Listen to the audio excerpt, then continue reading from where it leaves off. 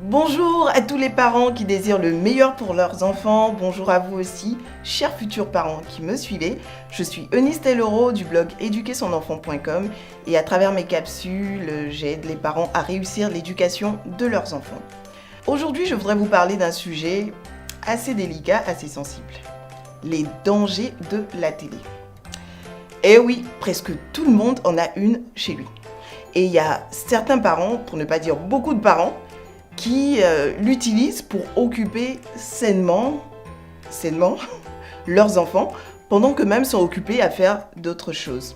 Certains enfants donc se retrouvent exposés à la télé toute la journée. Mais est-ce que regarder la télé est sans risque pour nos enfants ? Il y a des émissions éducatives à la télé, et ces émissions peuvent avoir des impacts très bénéfiques pour les enfants.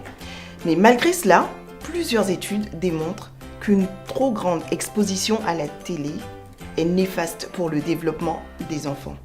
Quels sont donc les risques qu'encourt un enfant s'il est trop exposé à la télé ? Déjà, il y a un risque d'obésité. Les enfants ont beaucoup d'énergie. Ils se dépensent, ils courent, ils sautent, ils tapent, ils font des roulades, tout cela. On a demandé lors d'une expérience à un adulte de reproduire exactement tous les mouvements qu'un enfant ferait en un laps de temps d'1 heure.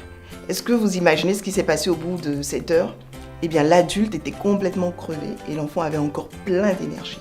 Donc, il y a toute cette énergie à dépenser en chaque enfant. Quand il s'assied devant une télé, il a une posture sédentaire. Et ce n'est pas sans risque. Ça peut entraîner chez l'enfant de l'obésité et certaines maladies chroniques de manière très précoce. La télé crée des troubles d'attention, de concentration. Beaucoup de parents se plaignent d'avoir des enfants distraits.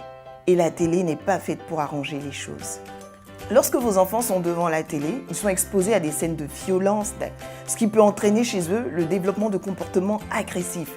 Taper, mordre le copain, ils sont exposés à des scènes d'horreur qui peuvent créer en eux de la peur, de l'insécurité et même leur donner des cauchemars. Les enfants sont exposés prématurément au sexe. Je ne parle pas forcément d'émissions pornographiques. Je parle de films, de publicités, de certains clips où des personnes sont à moitié vêtues et se trémoussent dans tous les sens. Toutes ces images, visualisées par un enfant, ne lui donnent pas une bonne éducation sexuelle, une bonne image du sexe. En regardant la télé, vos enfants sont aussi parfois exposés à de gros mots, à des injures. Et certains films, certains dessins animés présentent en héros des personnes qui n'ont pas de comportement exemplaire. Vu que ce sont les héros du film, vos enfants ont envie de leur ressembler. Donc peuvent reproduire les mêmes bêtises que ces personnages-là font. La télé crée aussi un risque d'isolement. L'enfant est tout seul devant son écran, ne joue avec personne et n'a pas envie d'être dérangé. Et mieux, un risque d'addiction. Il y a certains enfants, quand on leur demande d'arrêter de regarder ou quand on leur interdit la télé, qui piquent des cris. Ah, je veux ma télé, je veux ma dose de télé du jour. Alors, après avoir entendu tout cela, vous avez envie de me dire, bon, ok Eunice, j'ai compris. Qu'est-ce que je fais ? Je prends ma télé, je la mets à la poubelle ? Pas tout à fait, j'irai pas jusque-là. Vous pouvez conserver votre télé à la maison, pourvu qu'il y ait certaines balises qui accompagnent son utilisation. La première, c'est contrôler le temps de visualisation. Contrôler le temps de visualisation. Et pour définir ce temps de visualisation, il y a plusieurs études qui ont été faites. Les recommandations générales disent qu'avant 2 ans, vaut mieux ne pas du tout exposer un enfant à la télé. Pourquoi ? Parce qu'il est bombardé d'images, ça va vite à la seconde, son cerveau doit accueillir toutes ces informations à la fois. Ça ne favorise pas une bonne concentration, ça le surstimule, voilà. Donc, si votre enfant a moins de 2-3 ans, vaut mieux éviter au maximum de l'exposer à la télé. De 3 à 7 ans, pas plus de 30 minutes par jour. Et dans la mesure du possible, autant que cela est possible, asseyez-vous avec vos enfants, regardez avec lui et discutez pour créer de l'interaction et non pas une attitude passive. Entre 7 et 12 ans, jusqu'à 1 heure de visualisation par jour, c'est largement suffisant. Au-delà, ça peut commencer à être néfaste. De 12 à 15 ans, pas plus d'1 heure et demie. Et si votre enfant a plus de 16 ans, au grand maximum 2 heures par jour. Et 2 heures, c'est déjà beaucoup. Pour mieux contrôler le temps de visualisation, vous devez définir des règles précises, convenir de règles précises avec vos enfants. Vous demandez à votre enfant quel est le créneau qui te convient le plus. Tu préfères regarder le matin, à midi, entre midi et 2, ou en début de soirée. Si vous avez l'accord de votre enfant, bien entendu, il sera plus enclin à respecter ces règles que vous avez définies ensemble. Et en dehors de ces heures, débranchez la télé, cryptez les chaînes, brouillez les chaînes. Responsabilisez vos enfants, laissez-les eux-mêmes allumer et éteindre la télé.